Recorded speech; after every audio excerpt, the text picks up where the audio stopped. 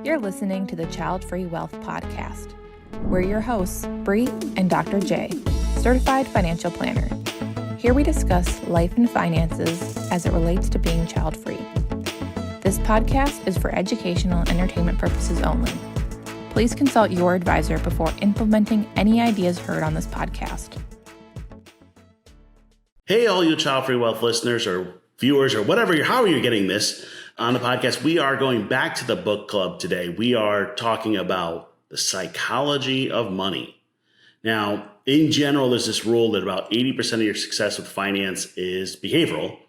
And that's what Morgan Housel is stepping into. It's a very interesting book, but Bri's going to walk us through it, kind of what's there, what's not, and we'll look at some child-free spins on it. So Bri, what'd you think? I really like this book overall. I rated it 4 stars. The only critique that I have is I was hoping to have a little bit more nerd in it. It's like a little bit more about how the brain actually works. There were a lot of stories, which I appreciated, but I also like to learn I like to learn a little bit more in depth and more sciencey sort of things. So that's my only critique.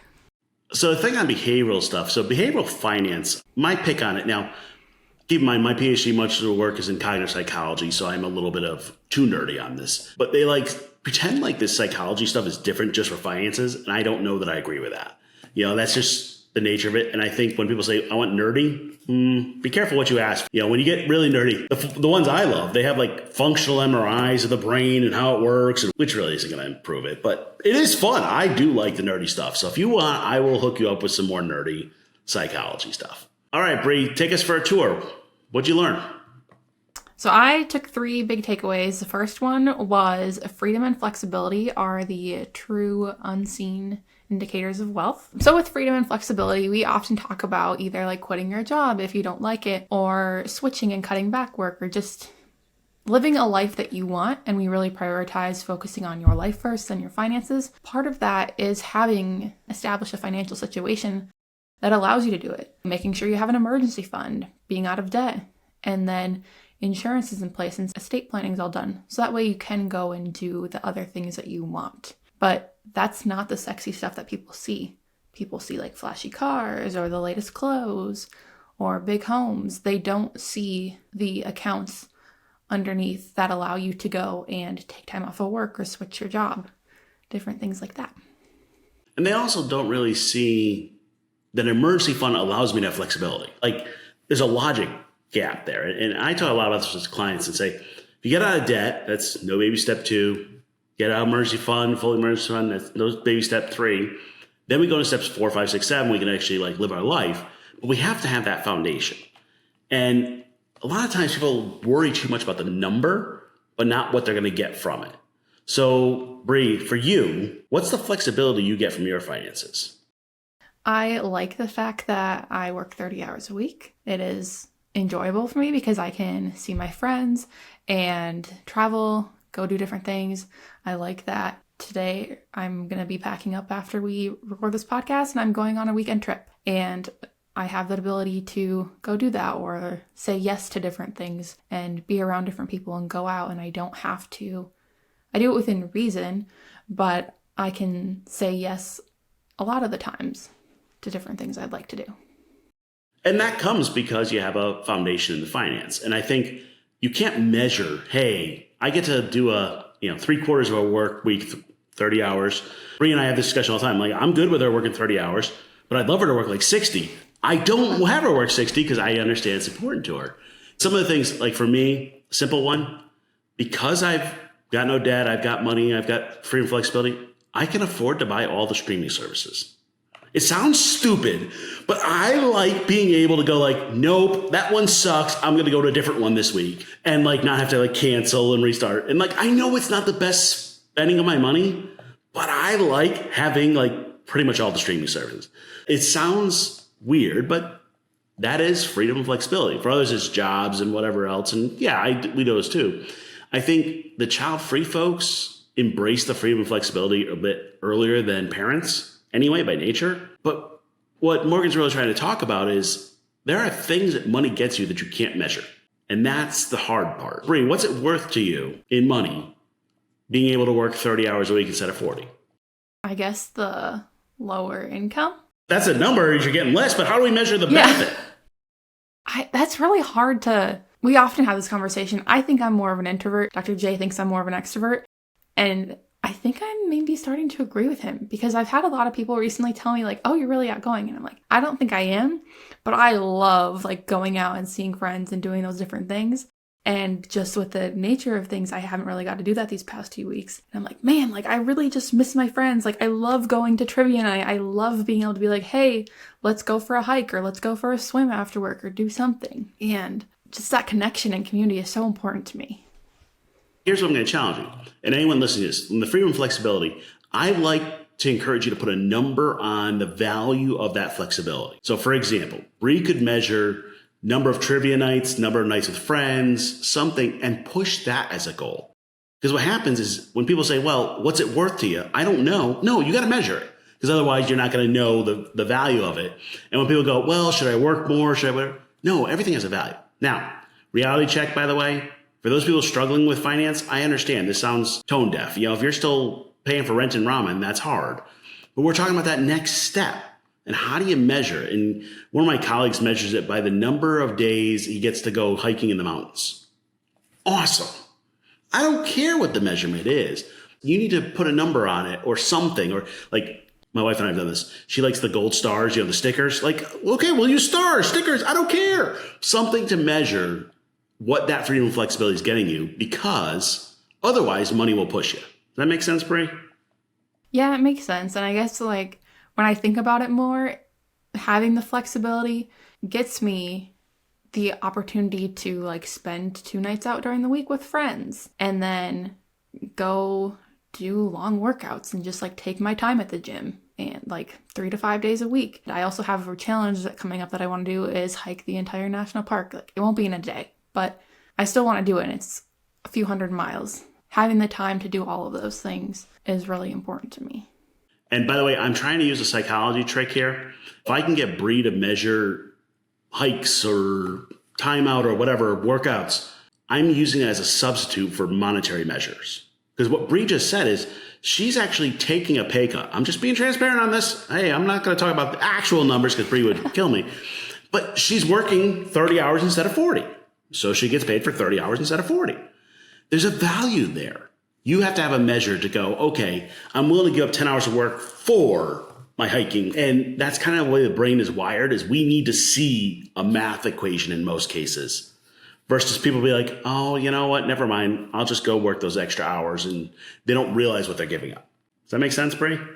Yeah, it makes a lot of sense because even when I think about like fire versus file, I think about maybe like I would retire because I think about all the things I like to do.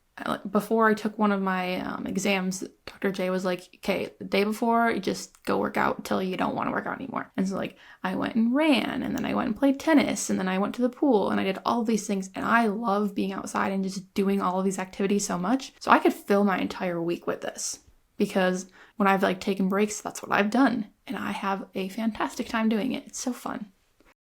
All right, Bri, you just gave me an idea. We'll have to see if she likes it, but we're going to go. This is live recording, so who knows? So one of my colleagues she does it as Facebook Live, but she does a walk and talk on finance. Like, hey, you know, we're just going to go for half an hour. We go out and walking about and ask the questions and you can answer it. Maybe we should get Bri to set up one of those for us.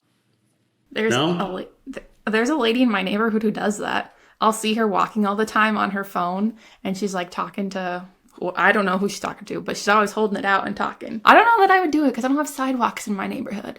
So I have to walk on the street. I need to be more attentive. Well, the whole point of this freedom and flexibility is you get to choose to do that or not. I mean, it's kind of like the point. So what's the second point? The second point that I had was you're not always going to be rational, but instead just work on being reasonable because sometimes we're not rational about things, you know. We have a vacation coming up, and I set aside like $500 for a dinner, which is, I know that's pretty ridiculous, but it's our anniversary, and I'm like, I really want to have to worry about going over budget, so I'm just going to go ahead and give us a big thing, even though I think depending on what we do that night, it could be more than that, but I'm trying to be reasonable, and I think $500 feels reasonable for this, because I don't really know yet. For those watching, Bri just justified that $500 like 3 different ways. Yeah, I did. I mean, this is the game we have with money, all right? We are not good about this. So I have people that talk to me about budget, and I'm like talking about getting out of debt or something. And they're like, yeah, but I have to pay for my gym membership. And I'm like, I'm not telling you got to stop doing your gym membership. I'm telling you got to stop buying the other crap you're buying. And they're like, but my gym membership's $200. And I'm like seriously, it's about the other stuff. And we start this rationalization like, oh, if I get on a budget, I'm never going to have any fun. I'm going to start and I'm like, no, you can still have fun. I think what happens with money is we pretend like it's all just numbers, and it's not. Like, the numbers are the easy part of this. And Bri and I have had this discussion a lot, and I'll be surprised if 10% of the time, maybe 20% of the time, I'm talking about numbers with clients. The rest of the time, I'm talking about life and what matters. And people will be like, oh, but it's $7. And I'm like, yeah, and? But they'll get stuck on a number. You're $500 for your dinner. Yeah. I know it's okay to do that because we already budgeted for the trip in general, and it's okay to set that aside. But still, I'm like, that's a high number. Like, I feel like I need to justify it, which I really don't, because... Well, who are you justifying it to? I don't know. Myself. Because I just feel like that's a ridiculous amount. But the place we're going to is the place we went on our wedding night. And it's very nice, and it's very expensive, and it looks over the water. And I like that. And I want to do that. And by the way, everybody that's listening is going, you just rationalized it again, rather than just saying, you know what? This just makes no sense, and let me do it. Okay, here's the real test. The real test is if I take $500 outside and light it on fire, is it going to change your life? No, it won't. I know that. Now, by the way, we can't do that every day. Like, seriously, yeah. If I light $500 on fire every day, we're going to have a problem. But it's a different money mindset. And that's, by the way, for those who haven't read the book on psychology of money, really we're talking about money mindsets. The word I use is mental model. That's a psychology term. But the way of thinking, we're really talking about how do we shift that? We can't spend $500 every day, but once in a while, you're okay. And I like using the test of if I light it on fire, what would happen? If I light $500 on fire and all of a sudden you're going to not make your bills for the month and you're going to have to take out debt, we got a problem. You can't do that. If it's not going to change the long-term outcome, who cares? Yeah, might not necessarily be rational to spend that much all the time, but it is reasonable for the trip I'm going on, in other words. Yep. And the other thing that I want people that are listening to think about is over what time period. So if I'm spending $500 a week, maybe it's getting crazy. $500 a month, I don't know, I might be able to swing it. $500 for my anniversary once a year, who cares?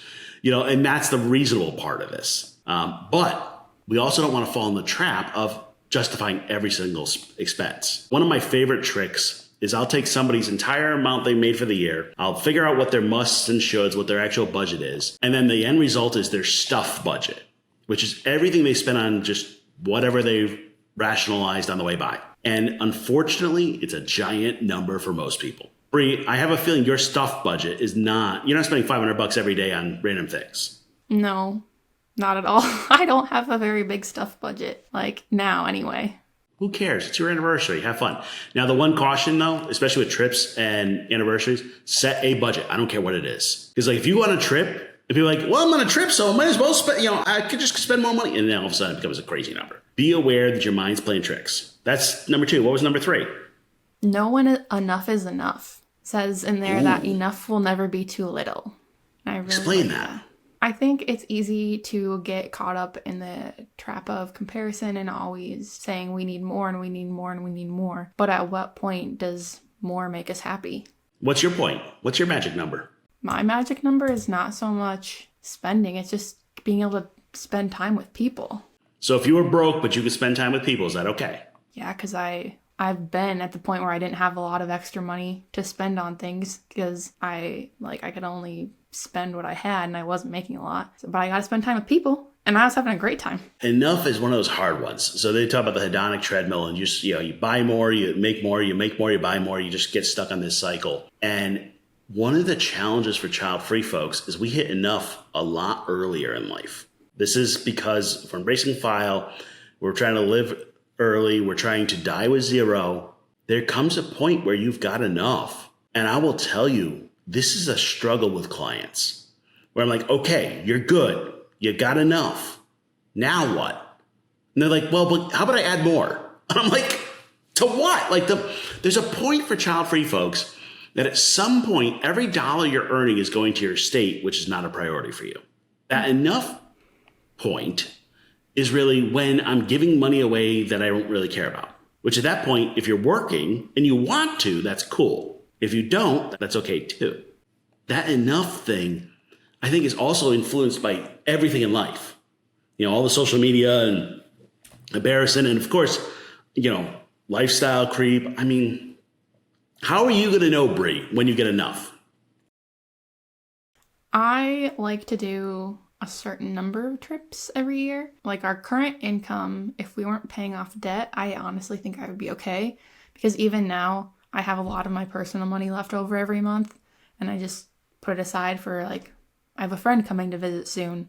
Or I'm going on a trip and probably spend it there. But I don't really spend a lot on my day-to-day because I just like being outside is my main thing. So I think enough is when I can continue living in the neighborhood that I live in because I'm absolutely obsessed with it and our pool that we have here and everything. I don't want to give that up. And I can still do the trips that I want to do every year. Okay. So let's talk real numbers. I'll pull out my numbers. When I retire or whatever I want to call it, because I don't know if I'll ever really retire. I want to, but I don't know if my mental model can work with it.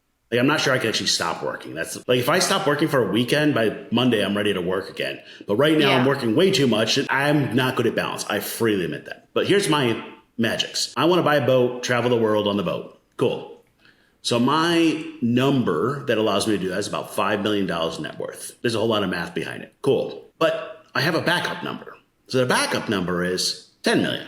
And that's going to sound weird, and just go with me for a second. So the $10 million number is, hey, you got enough to pay for the boat and probably somebody to help you with the boat. And everything else after that is pointless. I actually have set kind of a max number to my life. There are people going, what? You could never have millions of dollars. Or there's other people going, 10 million is too small. Everybody's got a judgment on those numbers. Those are my enough numbers. In the fire world, my 5 million would be my fire number and 10 million would be my fat fire number. Whatever. Do I have to hit those to be happy? No. But I know if I hit those numbers, I can get what I want, and that's enough. Now, here's the thing. I've got my business. It's going great. We're growing. At some point, if you're doing the right things, you just fly by your number. At what point do you pull the brake hard and be like, okay, I'm done and out? And I'm not sure. Maybe when I get there, I figure that out. But this is one we talk with clients a lot about. Okay, how do you spend that over the rest of your life? And what do you do? Because once you hit 10 million, now that money's making money on the money and it just becomes hard. And I don't know, those are fake numbers. They might shift. The watch out is if I hit my $10 million number, and I'm giving this to Bri, and by the way, I'm giving it publicly to everybody. If I hit my $10 million number and I'm like, okay, well, I'm going to keep working at 20 million, Bri's allowed to smack me upside the head and say, no. I'll do that. Don't worry. That's a free service you'll provide? Yeah, happy to. That's the enough question. And I've had this discussion with people and I'm like, okay, quit your job. And that was one of our podcasts. If you haven't caught that. Literally, I tell a lot of people that. And they're like, why? I'm like, because you have enough. Well, but. And then we get into guilt, which is another podcast. This enough one is hard. Bri, do you have a hard fast where I get to shake you and say, hey, that's enough? I don't know yet, because it depends on certain things, I guess. Depends on if we do long-term care insurance or if we self-fund that. But I'm not even old enough to apply for long-term care insurance yet. So hopefully by the time I'm old enough to apply, I can still apply for it. I don't know. That's hard. That's a big worry for me. Which is? The not funding long-term care and potentially not being able to apply for it or getting denied. Hey, by the way, the bonus, if I have $10 million, I can afford long-term care. I know. But so this is part of this question. So people are like, I need more because of, and then they rationalize, just like we just talked about, and say, hey, I need to cover long-term care. And I'm like, just go buy a policy. You have to be 30 to do this. So that's why Bri can't. But go buy a policy. You check the box. I'm done. And then people are like, well, but what about this? What if, the world comes to an end? I'm like, if the world comes to an end, the money doesn't matter. Yeah, if the world comes to an end, I'm less concerned about that part. But this is the question about how much enough is enough. I don't know what the numbers are yet because I thought it was going to be 10 million. Now I'm not so sure that's it. And so I just trying to not think too far ahead and get myself, because otherwise I start talking to my wife about this and she's like, I can't think that far ahead. Yeah. By the way, keep in mind with financial planners, literally our job is planning ahead. Mm-hmm. So we go way further. If you ask my wife what enough is, she goes, when Dr. J says we're good. She should say Jay, but she'll probably like give me a snide remark. When you say we're good enough, like it'll be something like that. But, if you asked her, who knows? She'll never stop working. I'm so sucked into this child-free finance. I'll probably be like writing books, when I'm old and, don't need the money. I'll just have to find some place to donate it to. But you need to think about what enough means. And here's the thing. Don't listen to your friends. Don't listen to your family. Don't even listen to me. You got to pick the number. By pure luck, Bri and I both pulled out $10 million out of our behinds, but it doesn't mean it's the right number for anyone else. Yeah, I feel like that'll be like my minimum, but I don't know. It's hard for me to, because otherwise I know if I go down this path, then I'm going to talk about it too much, and then she's going to tell me, stop talking about it again. And yeah. So I'm trying to not worry about it and just do one step at a time. Otherwise I get too excited. Here's something to notice. Bri just said 10 million is her minimum. It's my maximum. Yeah, well, we're like 20 years apart. So you don't have to tell everybody I'm old. I have told you 10 million before, and you're like, no, it shouldn't be your number because you're a lot younger than I am. I'm making it up. Where I'm going with this is that's the whole point, is you need to figure out when enough is enough. You need to shift that net worth curve down. And that freaks people out. Yeah. So did Morgan have any great advice on like how we should figure out what enough is enough? Not really. He just said a lot of things, like you have to reflect upon yourself about what that is. And I could tell you, okay, I want to take a couple international trips a year, like at least one trip every month, like weekend trip, and be able to go do whatever I want solo as well, a couple times a year with friends. Like that, I can tell you the activities I want to do to be enough, but it's a lot harder to say like the dollar amount, because there are some trips we want to do that are going to be substantially more expensive, and then other ones that are going to be a lot cheaper. So it's just harder to put a number on it. Yeah, and this is the tricks. So this is the whole psychology point, is you need to figure out what matters to you, then put a number on it, and then say when it's enough. Whew, that's some tough thinking. That is not like, hey, this magic, I take my number of expenses, multiply by this, and magically gives me a number. No. And you had a fourth one. So what was your fourth thing? The last one was manage your money in a way that lets you sleep at night. And that is something on our intake question we asked, what keeps you up at night? So I thought that was perfect, tied in, because that is, a lot of people will say like, oh, well, this really worries me, or I'm worried about this at night. Finding a system that works for you. I added the question about what keeps you up at night. And what I love the answers, usually I get well, nothing's keeping me up at night, but I worry about blah, blah. And I'm like, so what you're saying is it's not truly keeping you up at night, but it is on the borderline. Some nights it probably does. Mm-hmm. And we all have them. For investing is a great example of this. If your investments are keeping you up at night, you've either taken on too much risk or you don't understand the investments. If long-term care is keeping you up at night, we need a plan for it. If debt's keeping you up at night, we need a plan for it. And you just start filling it in. And really the goal is to make your money simple so your life can be amazing. You really want to not think about your money. Now, by the way, that's hard. That's a reprogram your whole brain. Like, my goal is to check my net worth twice a year. I'm not there. I check it much more frequently than I should. I mean, I work in finance, so I probably have an excuse there. But, you got to get to a point where you're just like, whatever, I'm good. And it's not driving your decision making. Now, Bri, anything keep you up at night on your finances? I just want to be investing more. That's all. Like that is my big thing. I'm like, oh man, really want to put more in there. So what you're saying is an imaginary race to get more invested is keeping you up at night. Yeah, because I like seeing the bar filled in completely. But like so if I shorten the bar so it's filled in completely, we're good. Yeah, I guess if you can like let Fidelity know or something to make it smaller for me. But yeah, like whenever I log in, it's like, oh yeah, this much to go. And I'm like, I just want to get that done now. Okay. Little caution on the apps and stuff like, oh, this drives me crazy. People come to me and go, I'm behind. And I'm like, behind who? Says who? And well, I'm not doing as much as okay. And then I'll run through the numbers and I'm like, you're fine. You've got enough. And they're like, yeah, but the Fidelity says I should have more. And I'm like, no, duh, because they make money off of you. That was a discussion we had on fees. And Bri's falling for it. Yeah, like it bothers me because it's not in one specific account that I can see it. Like we've invested more this year than before, but it's in a different account, so it doesn't fill that bar up, and then it drives me nuts. And I'm like, oh man. By the way, this is why we go back to, I think Bri should be measuring like numbers of like hikes or, vacation or other things rather than watching that number. If you do want to watch one number, watch your net worth. That is everything you own minus everything you owe. And you want to be going in the direction you want it to go. And by the way, notice I didn't say up, because for some people, if you have enough, you want it to go down. That becomes the bar. Now, more you have invested, it'll bounce all over the place. But I don't know. Maybe it's a societal problem.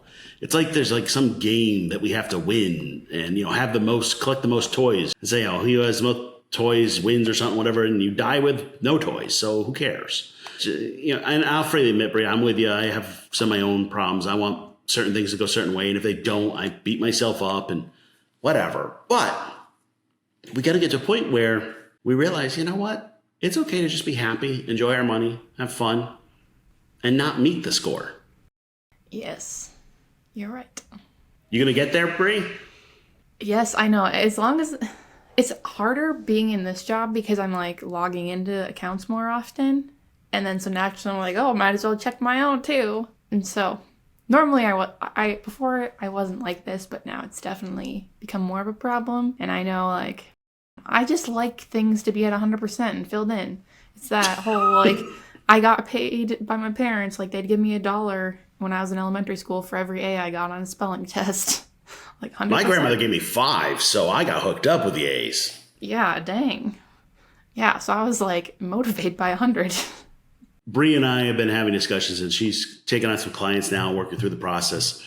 And my argument almost every time is focus more on life, on the meaning, on behaviors, and skip the money. And it's really, really hard to do because clients want to drag you into the money. You want to look at the numbers. You want a scorecard, but that's not what makes you happy. Money, unfortunately, as a scorecard, is more likely to make you upset. I didn't put enough. I didn't do enough. I'm not gaining what I want.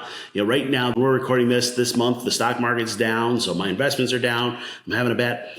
It's like jumping on the scale every day and deciding how your day is going to be. Okay. Your weight bounces every day. You shouldn't be watching that every day either. Same with your money. And we all do it. What is that number? A number that's going to tell me if I have a good day or bad. No, like seriously.